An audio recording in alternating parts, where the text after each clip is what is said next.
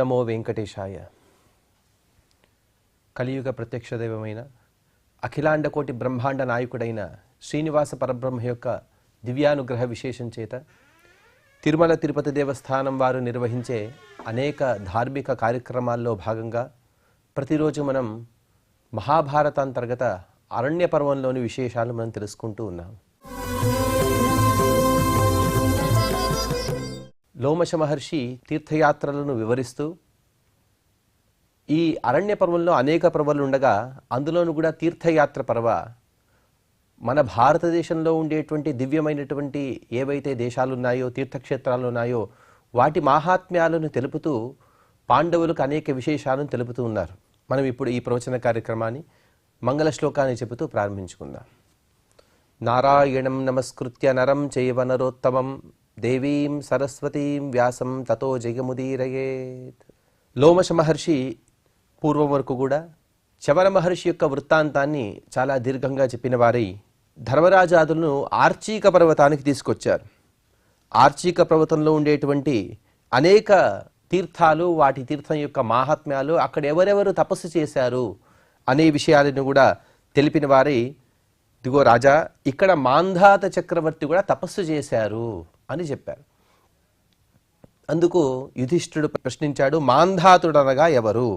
కథం చైనాం పరాం కాష్టాం ప్రాప్తవాన్ అమితద్యుతి యస్య లోకాస్త్రయో వశ్యాః విష్ణోరివ మహాత్మనః. హే మహాత్మా, మాంధాత చక్రవర్తి ఇమాం పరాం కాష్టాం కథం ప్రాప్తవాన్, ఇటువంటి గొప్పదైనటువంటి స్థానాన్ని ఎలా పొందాడు? ఎందుకంటే మనం ఉదయం లేచిన వెంటనే మాంధాత చక్రవర్తి యొక్క స్మరణ చేస్తాం. మంగళాష్టక పద్యాలు ఉన్నాయి. ఆ మంగళాష్టక పద్యాలను కూడా ఉదయం పూట మనం స్మరణ చేసేవే. అందులో మొట్టమొదటిగా చక్రవర్తుల యొక్క పేరును చెబుతూ మాంధాత నహుషోంబరీష సగరో రాజాపృతుర్హయహయ శ్రీమాన్ ధర్మసుతో నలో దశరథో రామో యయాతిర్యదుః ఇక్ష్వాకుశ్చ విభీషణశ్చ భరతశ్చోత్తాన పాదధ్రువో ఇత్యాద్య భువి భూభుజాశ్చ సతతం కుర్వంతు నో మంగళమని ఈ పద్యంలో మొట్టమొదటిగా మనం స్మరణ చేసేటువంటి చక్రవర్తి యొక్క పేరు మాంధాత చక్రవర్తి. అటువంటి గొప్ప స్థానాన్ని పొందాడు అంటే అందులోనూ విష్ణోరివ మహాత్మనః, ఎలాగైతే సాక్షాత్ విష్ణుమూర్తి ఎంత గొప్ప కీర్తి ప్రతిష్టలను కలిగాడో అంతటి కీర్తి ప్రతిష్టలను పొందాడు కదా. దీనికి కారణమేమి? ఏతదిచ్ఛామ్యహం శ్రోతుం చరితం తస్య ధీమతః యథా మాంధాతృ శబ్దశ్చ తస్య శక్ర సమద్యుతేః. అలాగే మాంధాత చక్రవర్తి యొక్క చరిత్రను నేను వినాలని అనుకుంటూ ఉన్నాను. శక్రునికి అనగా ఇంద్రుడికి సమానమైనటువంటి కాంతి కలిగిన మాంధాత శబ్దవాచ్యత్వం అనగా మాంధాత అనే పేరు ఎలా పెట్టారు? ఇది చాలా విచిత్రంగా కనబడుతుంది కదా. జన్మచా ప్రతివీర్యస్య కుశలో శశిభాషితం, అతని జన్మ వృత్తాంతం కూడా చాలా విచిత్రంగా అనగా చాలా రోచంగా ఉండొచ్చు. ఆ మొత్తం వృత్తాంతాన్ని కూడా మీరు చెప్పడానికి సమర్థులు కాబట్టి మాకు దయచేసి ఉపదేశించగలరు అని ధర్మరాజు లోమశ మహర్షికి ప్రశ్నించాడు. లోమశ మహర్షి గారు చెబుతున్నారు, లోమశ ఉవాచ శృణుష్వావహితో రాజన్ రాజ్ఞస్తస్య మహాత్మనః యథా మాంధాతృ శబ్దో వై లోకేషు పరిగీయతే. వాస్తవంగా మాంధాతృ అనే శబ్దం రుకారాంత పుల్లింగ శబ్దం. దీని ప్రథమావిభక్తి ఏకవచనం మాంధాత. మనం అలాగే వ్యవహరిస్తూ ఉంటాము. అందుకోసం ఆ చక్రవర్తి యొక్క వృత్తాంతాన్ని చెబుతూ లోమశ మహర్షి గారు చెబుతున్నారు, నాయన చాలా శ్రద్ధగా విను. ఇటువంటి వారి చరిత్రను మనం వినేటప్పుడు చాలా శ్రద్ధగా వినాలి. అంటే మాత్రమే దానికి కలిగేటువంటి పుణ్యాన్ని మనం పొందవచ్చు. కాబట్టి ఆ మహాత్ముడైనటువంటి మాంధాత చక్రవర్తి యొక్క వృత్తాంతాన్ని చెబుతాను విను. ఇక్ష్వాకు వంశ ప్రభవో యువనాశ్వో మహీపతి సోయిజత్ పృథ్వీపాలః క్రతుభిర్భూరి దక్షిణై. ఇక్ష్వాకు వంశంలో ఉండేటువంటి రాజుగారు యువనాశ్వుడు. అతను తను రాజ్యాన్ని పరిపాలించేటప్పుడు అధికమైనటువంటి దక్షిణలు ఇచ్చేటువంటి అనేక యాగాలను తను ఆచరించాడు. ఎన్ని యాగాలు ఏవి చేశాడు అంటే అశ్వమేధ సహస్రం చ ప్రాప్య ధర్మభృతాంవరః అన్యైశ్చ క్రతుభిర్ముఖ్యైః అయజత్ స్వాప్త దక్షిణై. అతను చేసినటువంటి అశ్వమేధ యాగాలు ఎన్ని అంటే 1000, 1,000 అశ్వమేధ యాగాలు చేశాడు. అంటే అనేకము అని కూడా మనం అనుకోవచ్చు. ఎందుకంటే ఈ కాలంలో మనం చెప్పుకోవాలంటే అశ్వమేధ యాగం చాలా కఠినమైనటువంటి యాగం. ఒకటి, వారి యొక్క పరాక్రమాన్ని కూడా చూపించాలి. అనగా ఎవరైతే రాజులు తమ సమానమైనటువంటి పరాక్రమం లేకపోతే తమకన్నా అధికమైనటువంటి పరాక్రమం కలిగి వారే ఉంటారో వారితో యుద్ధం చేయాలి, ఆ యుద్ధంలో గెలవాలి. అకస్మాత్తుగా అశ్వమేధ యాగం చేయదలిచిన వారు ఓడిపోతే అశ్వమేధ యాగాన్ని అంతకే ఆపాలి.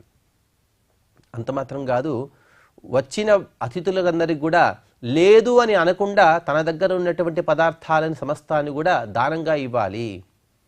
ఈ కాలంలో సామాన్యంగా చెప్పుకునేటువంటి విషయం ఏంటంటే, ఈ కాలంలో మనం అశ్వమేధ యాగాన్ని చేయగలిస్తే చాలా మహత్తరమైనటువంటి ఖర్చుతో కూడినటువంటి పని. ఖర్చు మాత్రమే కాదు, దానికి జనబలం కూడా ఎక్కువ కావాలి. ఒక సామాన్యంగా మనం అనుకుంటే, ఇదవిత్తంగా చెప్పలేము కానీ ఒక సామాన్యంగా మనం అనుకుంటే అశ్వమేధ యాగం ఈ కాలంలో చేయగలిస్తే, అశ్వమేధ యాగం అనేది కలియుగంలో నిషిద్ధం, కథంచిత్ మనం చేద్దామని అనుకుంటే 1,00,000 మంది పని చేయాలి. వారందరూ కూడా 5 సంవత్సరాలు కష్టపడాలి. 5 సంవత్సరాలు 1,00,000 మంది పని చేస్తూ కనీసం ఈ కాలంలో కొన్ని లక్షల కోట్లు ఖర్చు పెట్టినా కూడా మనం సరిగ్గా చేయలేనటువంటి గొప్ప యాగం అశ్వమేధ యాగం. అటువంటి అశ్వమేధ యాగాలను యువనాశ్వుడు అనేక అశ్వమేధ యాగాలను తను ఆచరించాడు. అందుకోసమే చెప్తారు స్వాప్త దక్షిణై. స్వాప్త అనగా ఎవరెవరు ఎంతైతే దక్షిణలు పొందగలరో వారికి అన్నన్ని దక్షిణలు ఇస్తూ అన్నన్ని దానాలు చేస్తూ తను అనేక యాగాలను చేశాడు. అనపత్యస్తి రాజర్షి సమహాత్మా మహావ్రత మంత్రిష్వాధాయ తద్రాజ్యం వననిత్యో బభూవ శాస్త్రదృష్టేన విధిన సంయోజ్యాత్మానం ఆత్మవాన్. ఇతను రాజు మాత్రమే కాదు, రాజు కానీ ఋషిలాగా ఉండేవాడు. అందుకోసమే రాజఋషి అని మాంధాత చక్రవర్తిని ఇక్కడ సంబోధిస్తున్నారు. అటువంటి మాంధాత యువనాశ్వ అనే రాజర్షి గారు మహావ్రతుడు, అన్ని వ్రతాలను కూడా ఆచరించేవాడు. తను ఎప్పుడైతే తనకు కుమారులు కలగలేదో ఇక తనకు తెలిసిపోయింది, ఇక నా జీవితాన్ని నేను వ్యర్థం చేసుకోకూడదు, ఈ రాజ్యపాలన అంతా కూడా తన తపశ్శక్తి చేత నిర్వహించగలడు కాబట్టి రాజ్యభారాన్ని మంత్రుల యందు ఉంచేసి, అనగా మంత్రులకు రాజ్యాన్ని అప్పజెప్పేశాడు. ఎప్పుడు కూడా వనంలో ఉంటూ ఉన్నాడు. అంటే ఏదైనా పెద్ద పెద్ద కార్యాలు వస్తే తను రాజ్యానికి రావడం, ఆ కార్యాలను చూసుకుని వనానికి వెళ్ళిపోవడం, ఇలా రాజ్యభారాన్ని చక్కగా నిర్వహిస్తున్నాడు. రాజ్యాన్ని ఎక్కడా కూడా నిర్లక్ష్యం చేయలేదు. ఎందుకంటే క్షత్రుడే పుట్టాడు, అందులోనూ కూడా ఇక్ష్వాకు వంశంలో పుట్టాడు కాబట్టి ఆ వంశం యొక్క కీర్తి ప్రతిష్టలు తన వలన దిగజారకూడదు అనే ఒక సదుద్దేశంతో తను చక్కగా రాజ్యాన్ని పాలిస్తున్నాడు. తనకేదైతే విహితమైనటువంటి సాధనలు ఉన్నాయో అనగా తపస్సు ఇత్యాదులు వాటిని కూడా చక్కగా చేసుకుంటున్నాడు. ఎందుకంటే శాస్త్రదృష్టేన విధినా అని ఒక పదాన్ని వ్యాస మహర్షి గారు ఇక్కడ ఉపయోగించారు. శాస్త్రంలో చెప్పినటువంటి విధానంగా అతను రాజ్యాన్ని పాలిస్తున్నాడు, తన తపస్సును కూడా చేస్తున్నాడు. సంయోజ్య ఆత్మానమాత్మవాన్, తనను తాను నిగ్రహించుకున్నాడు, అనగా ఇంద్రియ నిగ్రహం కలిగిన వాడి గొప్ప తపస్సును చేస్తున్నాడు. సగతాజిన్ నృపోరాజా ఉపవాసేన దుఃఖితః పిపాసా శుష్క హృదయ పర్వివేశాశ్రమం భృగోహో. ఒకసారి ఈ మహారాజు గారికి చాలా దాహం వేస్తోంది. దాహం వేస్తూ రాత్రిపూట అనగా ఉదయమంతా కూడా ఉపవాసం ఉన్నారు. రాత్రి అధికమైనటువంటి దాహం, ఆ దాహం వలన పిపాసా శుష్క హృదయ, ఇక నీరు తాగకపోతే తను బతకలేడు అనేటువంటి పరిస్థితుల్లో నిద్ర నుండి లేచినవాడై, అనగా రాత్రి సమయంలో తను భృగు మహర్షి ఆశ్రమానికి తను ప్రవేశించాడు. ఆ భృగు మహర్షి ఆశ్రమంలో ఏం జరుగుతోంది అంటే, తామేవ రాత్రిం రాజేంద్ర మహాత్మా భృగునందన ఇష్టిం చకార సౌద్యున్యేర్ మహర్షి పుత్రకారణ. భృగు మహర్షి గారు ఆ రోజు వారేం చేస్తున్నారు అంటే, ఈ యువనాశ్వునికి కుమారులు కలగాలి అనే ఒక ఉద్దేశంతో ఒక యాగాన్ని కూడా చేస్తున్నారు. చేసే సమయంలో సంభృతో మంత్రపూతేన వారిణా కలశో మహాన్ తత్రాతిష్ఠత రాజేంద్ర పూర్వమేవ సమాహితః. వారందరూ కూడా అనగా భృగు మహర్షి గారు ఇంకా అనేక మహర్షులందరూ కూడా కలిసి ఒక కలశంలో నీటిని పోసి ఆ నీటిని అభిమంత్రణ చేశారు. సరిగ్గా అక్కడికే ఈ యువనాశ్వరుడు కూడా వచ్చాడు. యత్ప్రాశ్య ప్రసవేత్తస్య పత్ని శక్రసమం సుతం. వారు సంకల్పం కూడా చేశారు, ఏ నీటిని తాగడం వలనైతే యువనాశ్వ మహారాజు గారి భార్య ఇంద్రుని సమానమైనటువంటి కొడుకుని కనగలదో అటువంటి సంకల్పపూర్వకంగా ఆ నీటిని అభిమంత్రణ చేశారు. చూడండి, ఎప్పుడు కూడా ఇంద్రుని సమానమైనటువంటి కుమారులు కలగాలి అని అందరూ కూడా కోరుకుంటూ ఉంటారు. దానికి కారణం ఏంటంటే శతక్రతోని మనం నిన్న తెలుసుకున్నాం. 100 అశ్వమేధ యాగాలు చేసి ఉండాలి, వారు మాత్రమే ఇంద్ర పదవికి అర్హులు. అంత మాత్రం కాదు, మనం ఏవేవో వృత్తాంతాల్లో చూస్తూ ఇంద్రుని యొక్క పరాభవాన్ని కూడా విని ఉంటాం. కానీ ఇంద్రుని యొక్క గొప్పదనాలు వినాలంటే అన్ని రకాలమైనటువంటి సంపదలు కలిగిన వాడు ఇంద్రుడు. ఒకవైపు ధనం, అనంతమైనటువంటి ఐశ్వర్యాన్ని కలిగిన వాడు ఇంద్రుడు. ఎందుకంటే ఇంద్రుని సభలో లేనటువంటి ధన సంపదలు ఎవరి దగ్గర కూడా లేవు. ఉదాహరణకి కుబేరుడిని మనం ధనుడుగా పేర్కొంటూ ఉంటాం, అనగా ధన సంపత్తు ఎక్కువగా ఉన్నది. కానీ కుబేరుని కన్నా అధికమైనటువంటి ధన సంపత్తు కలిగిన వాడు ఇంద్రుడు. ఆ ఇంద్ర శబ్దానికి అదే అర్థం, మహదైశ్వర్యవంతుడు అనే అర్థాన్ని చెప్పేదే ఇంద్ర శబ్దము. అటువంటి గొప్ప ఐశ్వర్యము, పరాక్రమము, అలాగే తపశ్శక్తి ఇవన్నీ కూడా కలిగిన కుమారుడు కలగాలి అనే ఒక సంకల్పం చేత మహర్షులందరూ కలిసి ఒక కుంభంలో నీటిని పోసి దాన్ని అభిమంత్రణ చేశారు. తమ్యస్య వేద్యాం కలశం సుషుపుస్తే మహర్షయః. వారందరూ కూడా చక్కగా ఆ అభిమంత్రణ చేసినటువంటి నీటిని ఒక చిన్న వేదిక పైన, ఆ కుంభాన్ని, జలకుంభాన్ని ఒక వేదిక పైన పెట్టారు. రాత్రి జాగరణాశ్రాంతాన్ సౌద్యుమ్ని సమతీత్యతాన్ శుష్కకంఠః పిపాసార్తః పానీయార్తి భృశం నృపః. సరిగ్గా వారు కూడా రాత్రి అంతా కూడా జాగరణ చేశారు.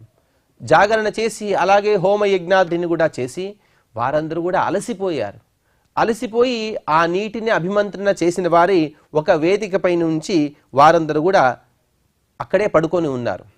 కానీ ఈ రాజుగారు కూడా, యువనాశ్వరుడు కూడా అక్కడికి వచ్చాడు. తం ప్రవిశ్యాశ్రమం శాంతః పానీయం సోభ్యయాచత.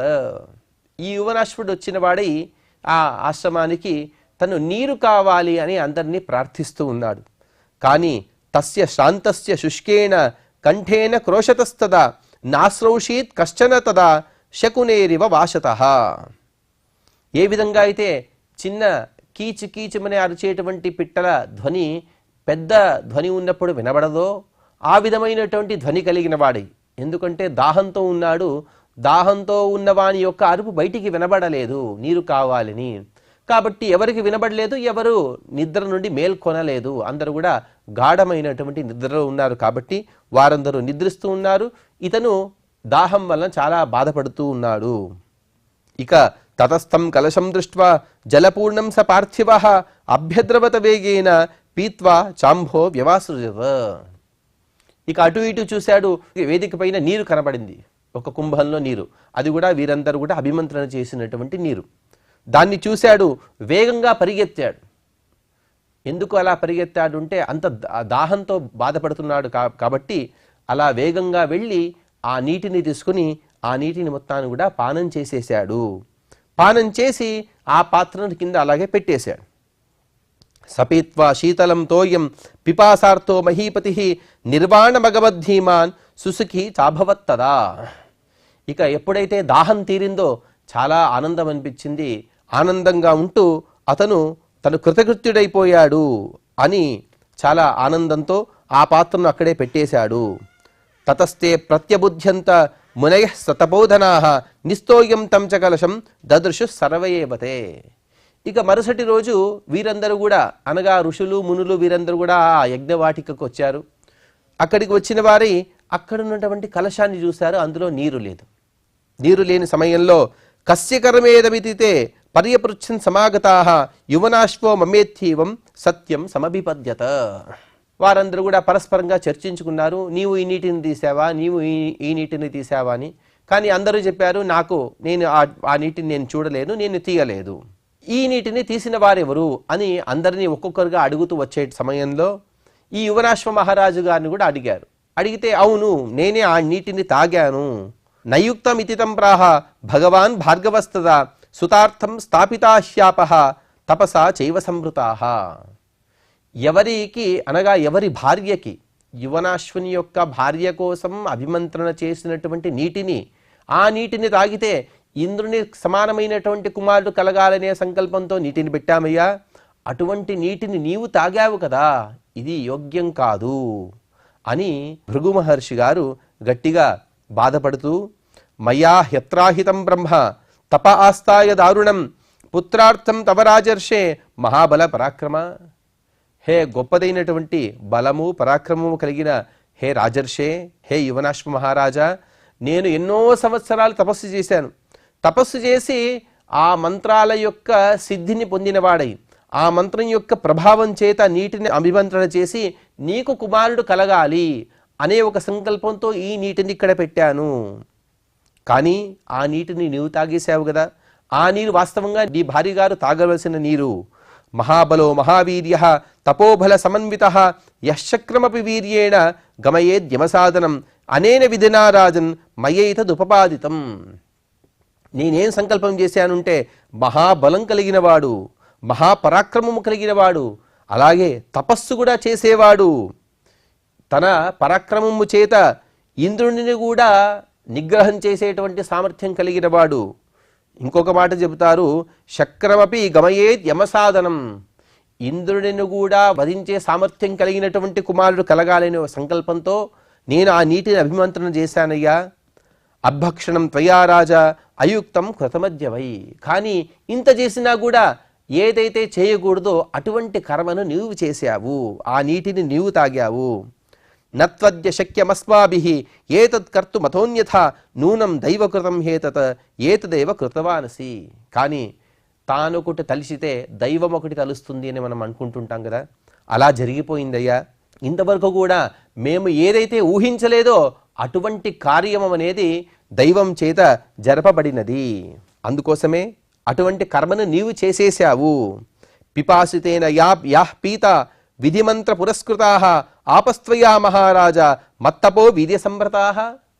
అతను చెప్పాడు, లేదండి నాకు దాహం వలన నేను ఇక్కడికి వచ్చి నీరు కావాలని అడిగాను, ఎవరు కూడా లేయలేదు, ఇక నాకు నీరు కనబడింది కాబట్టి నేను నీటిని తాగాను. వాస్తవమే, భృగు మహర్షి గారు చెప్పారు, వాస్తవమే, మీకు దాహం వలన ఆ ఇబ్బంది తొలగించుకోవాలనే ఉద్దేశంతో మీరు ఆ నీటిని తాగారు. కానీ ఆ నీటి ద్వారా కలిగేటువంటి ప్రభావం ఏదైతే ఉంటుందో ఆ ప్రభావాన్ని మేము ఆపలేము. తాభ్యస్త్వమాత్మనా పుత్రం ఈదృశం జనయిష్యసి విధాస్యామో వయం తత్ర తవేష్టిం పరమాద్భుతం. ఇక మంత్రపూతమైనటువంటి నీరు ఏదైతే ఉన్నదో ఆ నీటి ద్వారా మీకే కుమారుడు పుడతాడు. పుత్రం ఈదృశం జనయిష్యసి, నేను ఏ సంకల్పం చేతైతే ఆ నీటిని అభిమంత్రణ చేశానో అటువంటి కుమారుడు మీ భార్య గారు తాగి ఉంటే మీ భార్య యందు ఆ కుమారుడు పుట్టేవాడు. కానీ ఆ నీటిని మీరే తాగారు కాబట్టి మీ అందే ఆ కుమారుడు కూడా జనిస్తాడు. యథా శక్రసమం పుత్రం జనయిష్యసి వీర్యవాన్ గర్భధారణజం వాపి నఖేదం సమవాప్స్యసి. అంత మాత్రం కాదు, నీకు పిల్లలు పుట్టాలి అనగా నీటి యొక్క ప్రభావాన్ని అయితే మనం తొలగించలేము. పూర్వం కూడా విశ్వామిత్ర మహర్షి యొక్క అలాగే పరశురాముని యొక్క కథను వినే సమయంలో కూడా మనం వింటాం. చెరువు యొక్క వ్యత్యాసం చేత ఎవరెవరు ఎక్కడైతే పుట్టాలో వారు వారు అక్కడే పుట్టవలసినదే అని ఒక నిర్ణయాన్ని కూడా అక్కడ రుచీక మహర్షి గారు చెబుతారు. ఇక్కడ భృగు మహర్షి గారు కూడా అదే చెబుతూ, దాని ప్రభావాన్ని మేము ఆపలేము, కానీ ఒక చిన్న నీకోసం ఒక చిన్న ఫేవర్ అని అంటుంటాం కదా, ఆ విధంగా నీకోసం ఒక చిన్న పనిని కూడా చేస్తాము. అదేంటంటే తవేష్టిం పరమాద్భుతం, నీకోసం ఒక యజ్ఞాన్ని చేస్తాము. ఆ యజ్ఞం ఏంటంటే నీ యందే కుమారుడు పుడతాడు, కానీ గర్భధారణజం ఖేదం న సమవాప్స్యసి. గర్భధారణం చేయడం వలన ఏదైతే దుఃఖం ఉంటుందో ఆ దుఃఖాన్ని నీవు పొందలేవు. ఆ దుఃఖం యొక్క అనుభవం కాకుండా నీకు కుమారుడు పుడతాడు. చూడండి, గర్భాన్ని ధరించడం, అక్కడ ప్రసవాన్ని అనగా ప్రసవ వేదన భరించడం, ఇదంతా కూడా స్త్రీలకు మాత్రమే సాధ్యం. స్త్రీలు తప్ప ఆ అటువంటి గొప్పదైనటువంటి బాధని ఎవరు కూడా భరించలేరు. అందుకోసమే ఇక్కడ మహర్షి గారు చెబుతారు, అటువంటి దుఃఖాన్ని నీవు అనుభవించలేవు. అందుకోసం నీకు సాంత్వన చేకూర్చడం కోసం అటువంటి దుఃఖం నీకు కలగకుండా నీకోసం ఒక ఇష్టిని మేము యజ్ఞాన్ని చేస్తాము. ఇదేదో ఇష్టి మనకు కూడా తెలుసుంటే చాలా బాగుండేది అనిపిస్తుంది. తతో వర్షశతే పూర్ణే తస్య రాజ్ఞో మహాత్మనః వామం పార్శ్వం వినిర్భిద్య సుతః సూర్య ఇవ స్థితః. అతను ఆ నీటిని తాగాడు. ఆ నీటి ప్రభావం వలన గర్భధారణ కూడా జరిగిపోయింది. గర్భధారణ జరిగిన తర్వాత ఎన్ని సంవత్సరాలు గడిచాయంటే 100 సంవత్సరాలు గడిచాయి.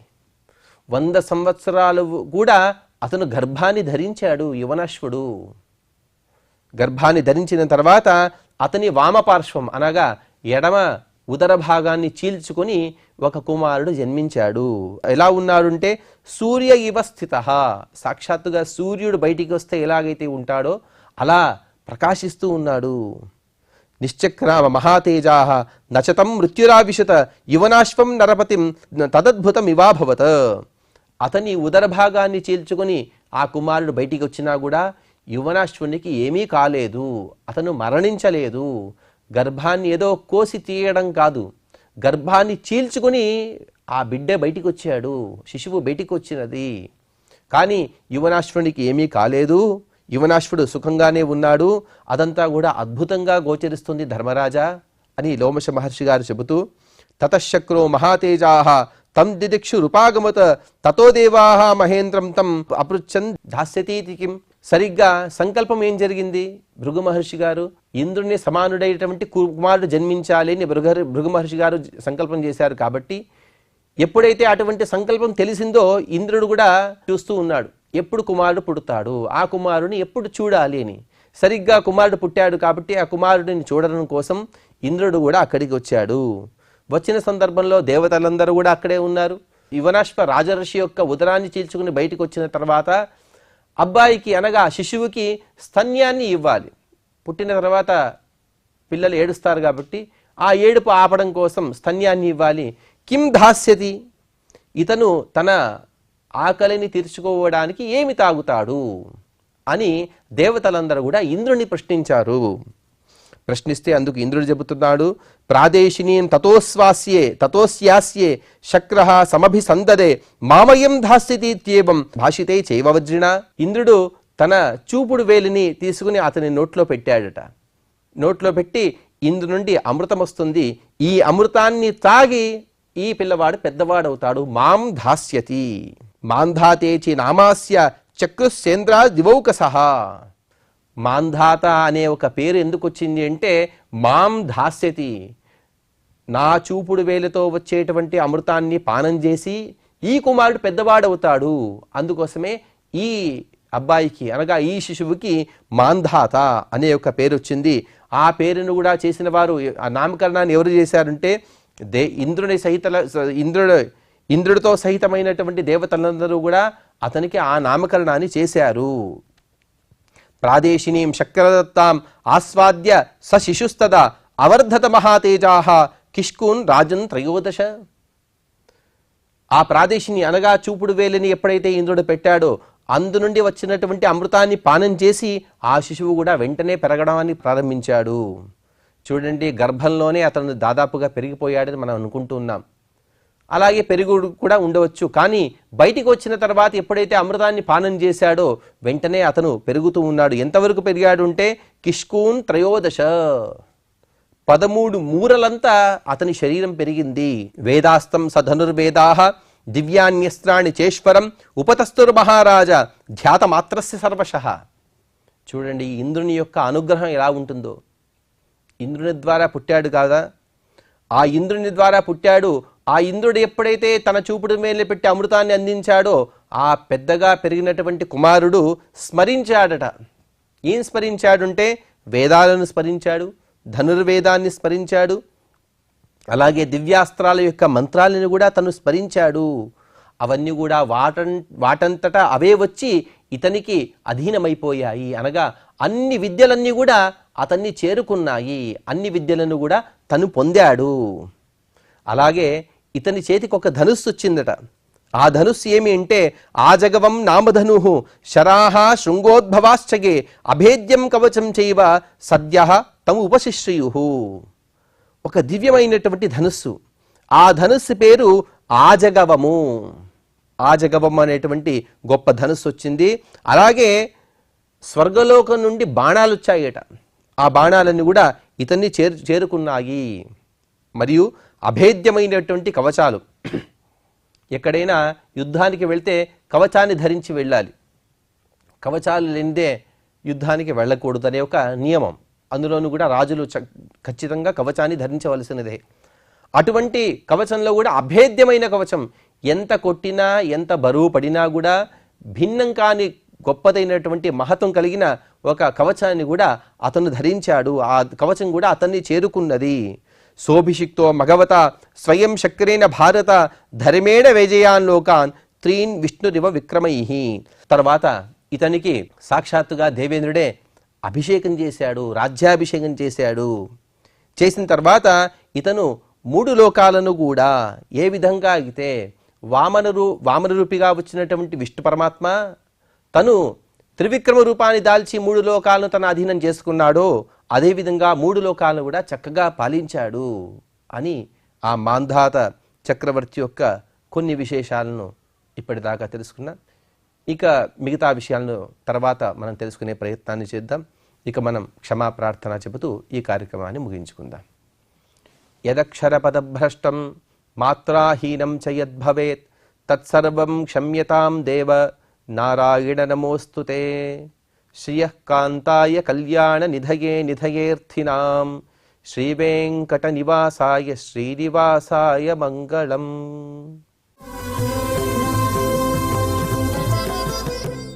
ఓం